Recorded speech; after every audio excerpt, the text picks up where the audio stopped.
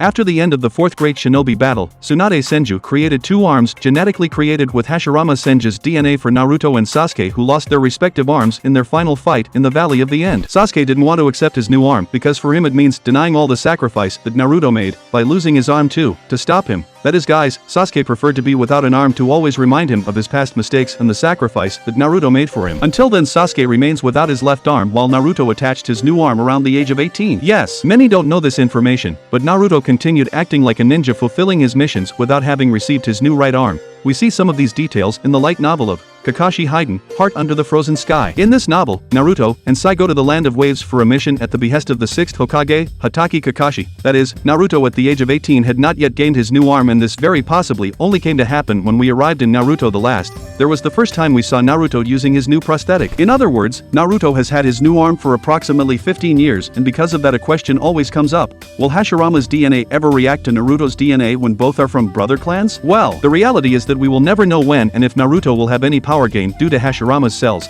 but several theories have already been made about various possibilities. One of them talks about Naruto finally using Mokuton, others talk about Naruto having kept, even unintentionally and knowing, Kurama's chakra inside that arm, while other theories say that Naruto's arm hides an absurd source of power that will only be used in the future. And what supports this last theory was Tonari's defeat. Back in Naruto the Last, to defeat the Otsutsuki of the Moon, Naruto fused all his chakra into his right fist, which is where his prosthesis with Hashirama's DNA is, and at that moment he became so powerful to the point of defeating Tonari with just one punch. That scene from the movie until today raises a lot of controversy. After all, Naruto didn't even need to use much strategy or other resources to beat Tonari, just a focused punch, with all his power in his right arm, gave him an absurd power. Well, at that time he still had Kurama. Maybe that was a prelude to what was Baryon mode in Boruto, an absurd power and used in a unique way. But still, this scene is pretty confusing. What does imply is that Naruto, for a moment, awakened a mystical power, something that, as I mentioned, we saw with Baryon mode, as defeating a Tensigen user who controlled the powerful, and also dangerous, Gudo Damas of such an easy way makes us wonder when Naruto will do the same again. Well, I would like to believe that yes,